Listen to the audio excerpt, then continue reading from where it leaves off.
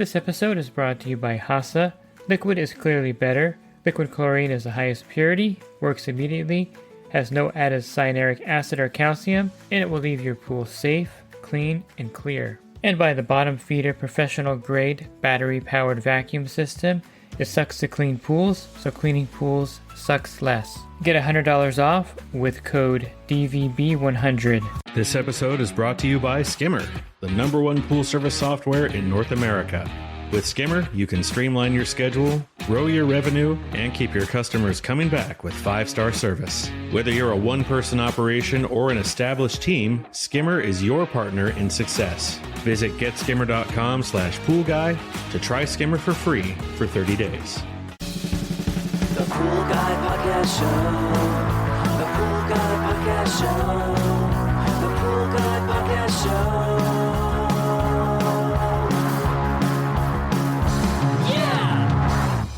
Hi, welcome to the Pool Guy Podcast Show.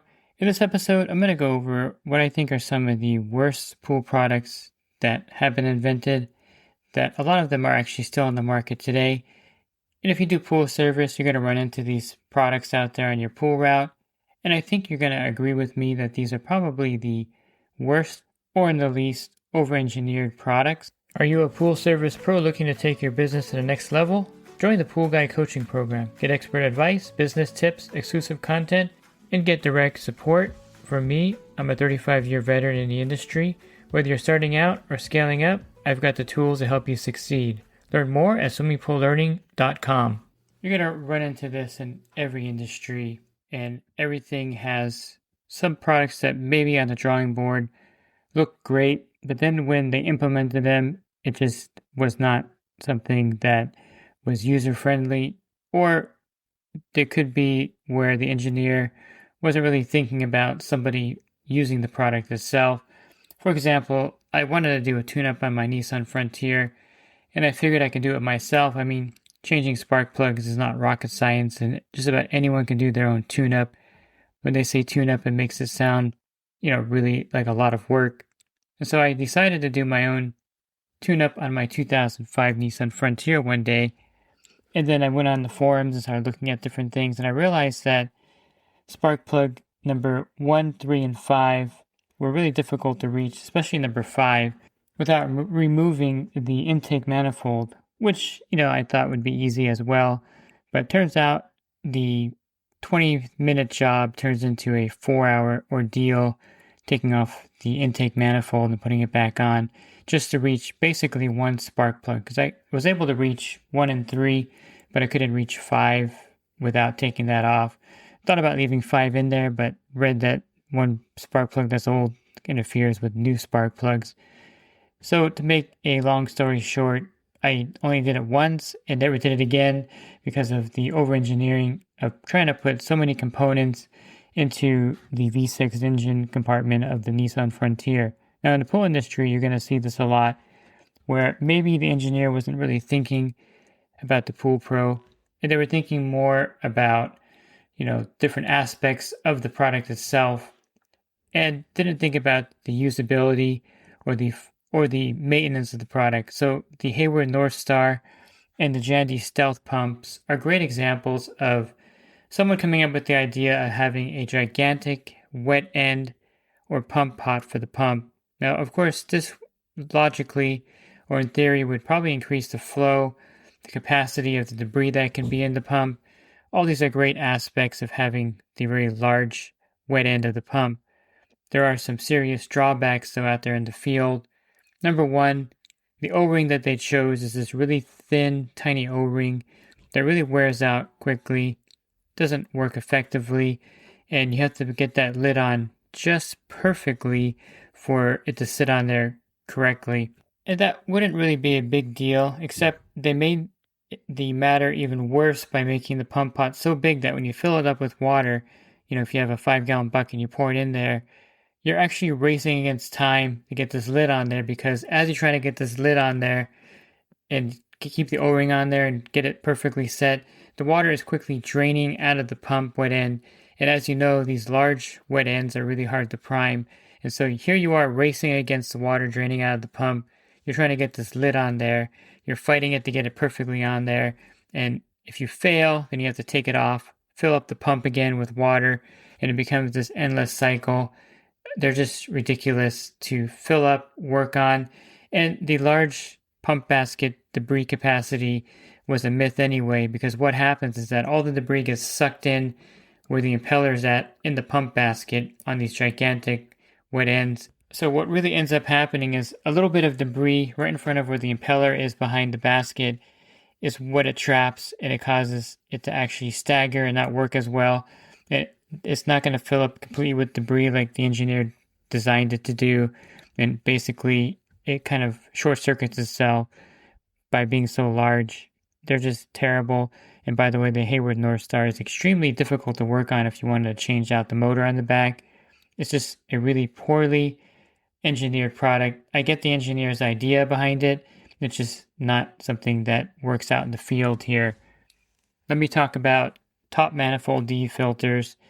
These are probably, I wouldn't say the worst designed filters, because it's the only design that's out there now, basically, if you wanted to get a standard grid type filter. Now, the old filters, the old Anthony filters, and some of the older ones where they had the vertical grids were actually pretty decent to clean and maintain. They were hard to change the grids, in my opinion, and there's very few of the vertical grid D filters any longer. But these top manifold ones, the FNS Plus, the Hayward and Jandy D filters, all use the same top manifold system. And you would think they would be able to engineer something better. And they actually did engineer something better, which was the Pentair 4000 series, which Pentair has discontinued, by the way. So they actually discontinued what I thought was the best designed D filter and kept the worst designed D filters on the market, which are these top manifold filters. Because putting them back together, if you were bold enough, I'll use that word, to take them apart without thinking, and you take the top of the lid off, then you take the top manifold off, and then you pull all the grids out, and then you clean it off, and then you go to put it back together, you're probably in the world of hurt, because it's really complicated.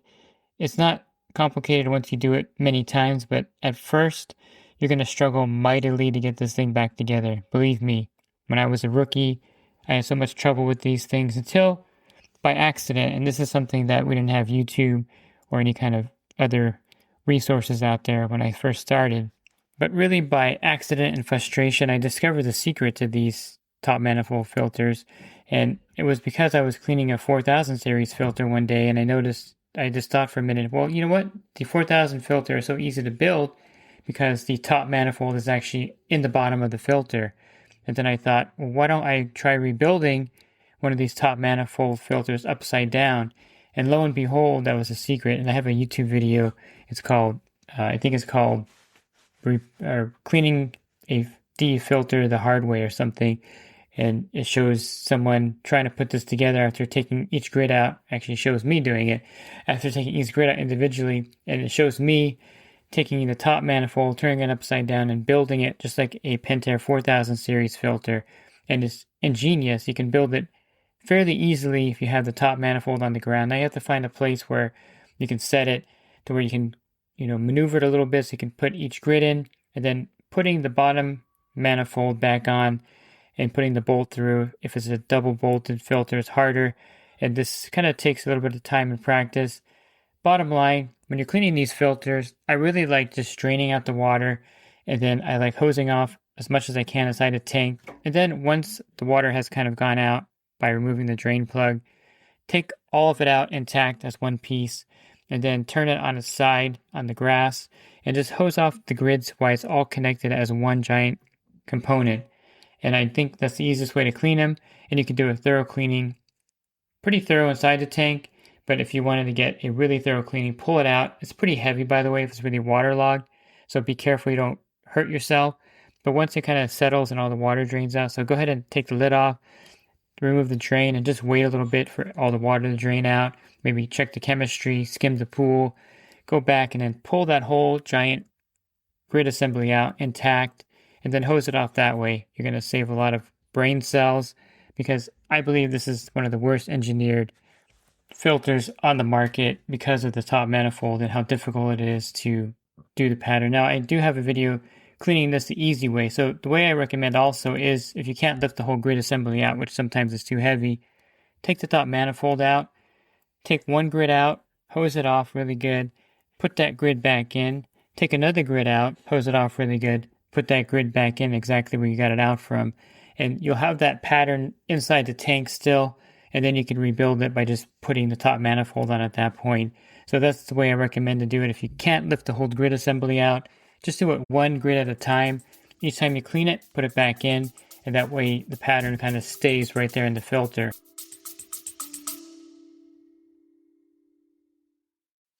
And the Pool Guy Podcast Show has teamed up with UPA to bring you affordable, reliable liability insurance starting at just $64 a month.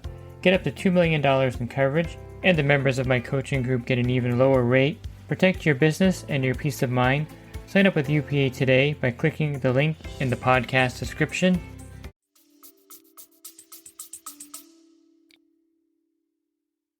I've talked about this extensively, and I'll mention it here because it is an engineering nightmare, or actually the engineer probably thought it would be smart to do this, but it's a nightmare for us pros out in the field, and that's the Pentair Clean and Clear Plus, the Pentair FNS Plus filters, the Pentair Quad D filters, and this is the drain plug being right underneath the inlet and outlet of the filter in an impossible area to reach. And by the way, if you don't have the Pentair tool to get it off, it's going to be really difficult to get off. Multi-Torque makes the tool as well.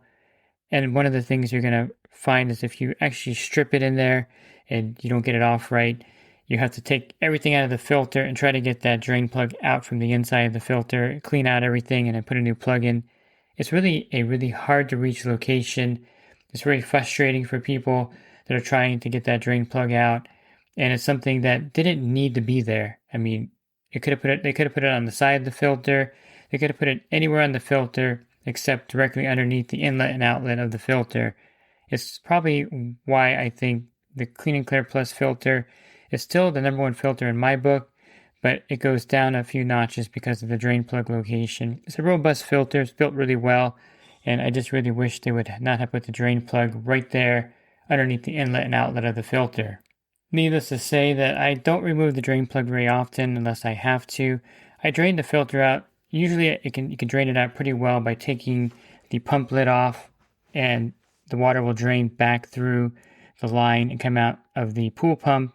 And I leave the drain plug there because it's just so hard to get on and off, and it's a time consumer trying to get that drain plug off. Again, if you just take the lid off the filter and then you remove the pump lid, most of the water should drain back out through that line, and you're good to go at that point. I'll jump back over the pumps for a minute and give an honorable mention to the Hayward Super 2.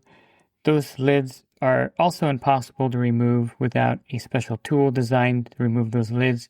So if you have a Hayward Super 2 on your pool route and you just can't get the pump lid off, they do make a tool for that, by the way, and you can get that lid off fairly easily with the tool sometimes. And then the Hayward Super Pump with those black knobs, I mean, they're okay, but those black knobs tend to wear off. And I've had several accounts where I've taken over the pool, and instead of having those black knobs, there's like a regular bolt on there. It's kind of weird. People don't replace it properly. It's not that hard to get a knob, but I don't like those black knobs either. I feel that's an inefficient way to put a pump lid on. I think the best is the Pentair Whisper Flow. Even though sometimes it is hard and jammed on there, you just need to get a rubber mallet and tap it. It'll come off. But I find that to be the best actual pump lid design. But really, you shouldn't need a special tool to remove a pump lid in my opinion. You should be able to get it off with your hands. And if you have to create a pump lid with a special tool, I just don't agree with that. And that's a little bit of over-engineering in my opinion. You may agree with me or disagree with me on this one, but I don't like the in-floor pop-up systems in pools. There's not too many here in my area. I get the concept of having better flow, no dead spots in the pool. I get that, having the jets on the bottom that pop up. If you don't know what I'm talking about, you may get a pool where you'll see these jets on the bottom that pop up in sequence. 2 jets pop up by the steps, then 2 more pop up near the deep end, and then maybe 2 more as you get into the deep end pop up. And the way they're designed is they're designed to push debris over to where the main drain is at, and it's supposed to keep the pool a lot cleaner. I find that this never works. There's usually a dead spot somewhere in the middle of the pool where all the dirt piles up. And it also limits you to what cleaner type you can get. Like you can't really put a suction side cleaner in there because it'll hit the pop-ups and the debris is constantly being popped up and blown around. And so it makes that ineffective.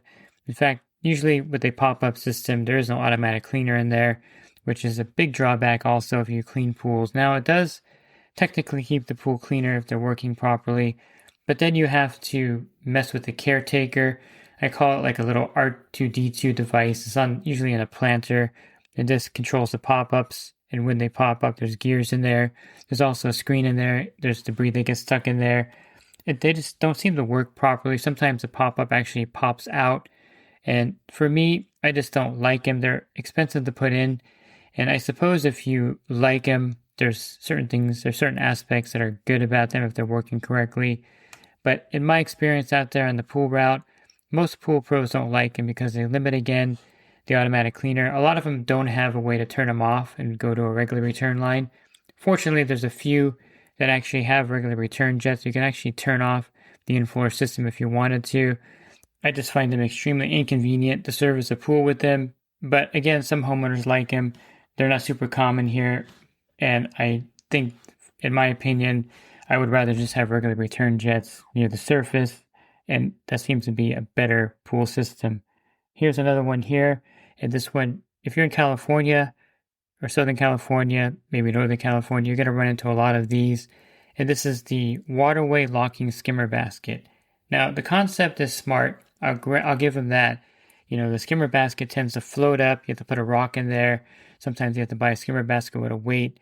But so Waterway designed these skimmers, and a lot of builders bought these skimmers because they were inexpensive, and Waterway has a ton of them out here in my area. And so the problem with the locking skimmer basket is it actually locks the skimmer basket in, and you can't get it out. This happens a lot out there where it just gets jammed up in the little lock built into the skimmer itself, and you can't get the basket out. So I've pulled them out with channel locks. I've cut them out. They're just a pain. So the first thing I do when I get a pool with a Waterway skimmer is I replace the skimmer basket with just a standard basket. Now, it's not a perfect fit, but I just use the standard basket with a rock in there, and that solves the problem. I just don't like the Waterway locking skimmer baskets. Great concept. In reality, out there in the field, when you're trying to unlock it with the handle and you're turning it, it just doesn't work effectively. So yeah, it's something that you're going to run into out there if you're in a certain area where the builder uses the Waterway skimmer, and it's something that's a real pain out there. Great idea again, and it just doesn't implement really well out there in the field. I suppose I have time for one more, and no podcast with overengineering would be complete without the Stay Right System 3 filter. This is the filter that looks like a bad droid with 8 clamps on it, and builders like to put them right up against the fence or against the wall of the house so that the last 2 clamps are impossible to remove. You're rarely going to find a System 3 filter where all the 8 clamps are accessible. I use a multi-torque socket set on them, so it's great to like just zoom, zoom and get them all out. But then the last 2, you're going to have to get your hand over there. Sometimes you're scraping your knuckles against the wall because the builders put them in to where you can't even get these things off. They're not thinking ahead, and they're not thinking about taking the filter apart. And it's not really the design of the System 3 that's the problem. It's the installation parameters, because a lot of equipment areas are tight, and getting those clamps off can be difficult. And they can be time consuming to get off. I can't deny that. Even with the multi-torque, it does take time. And then, of course, you have the large cartridge and the small one in the center. I wouldn't call it small, actually. They're both pretty large. So getting it out of the filter itself is a chore. They're great filters, don't get me wrong, as far as filtration, but I would say that there are some drawbacks with that gigantic large cartridge and also with the clamp system. It's a filter that you're going to see in a lot of areas, and when you run into one, if you have never seen one before, you're going to be impressed by it, but also you're going to be disappointed by some of the engineering aspects, like the clamps that are hard to get off because they're right next to a wall. And it's pretty heavy. The lid's heavy. The O-ring in there is actually pretty robust. It'll last a long time. But when you go to replace the System 3 O-ring on that tank, you're in for a bit of sticker shock. It's like $90 for that tank O-ring, where most tank O-rings are like $10 or $12. It's pretty crazy. And then, of course, if you ever have to replace the cartridges, you're almost like buying a whole new filter with the cartridge price. So it's one of those things where, yes, the System 3 filter is going to last a long time, but man, the cost of those cartridges are extreme, along with the O-ring, and cleaning them sometimes is a real chore and pain. Those are some of the products that come to mind here. I just kind of brainstormed, and these were like the first ones that came up in my head as being like really not the greatest products out there on the market. If you're looking for other podcasts, you can go to my YouTube channel. Every Monday through Friday, I post one there. And also on my website, swimmingpoollearning.com, there's a podcast icon on the menu. Click on that, and there'll be a drop-down menu of over 1,700 podcasts for you there. And if you're interested in the coaching program, you can learn more at poolguycoaching.com. Thanks for listening to this podcast. Have a great rest of your week. God bless. This episode is brought to you by HASA, providing products that deliver clean, healthy water for every aspect of everyday life. The bottom feeder battery-powered vacuum system, portable, powerful, and only weighs 12 pounds. And Skimmer. Get Skimmer, America's #1 pool service software. Podcast listeners can try Skimmer for free at getskimmer.com/poolguy.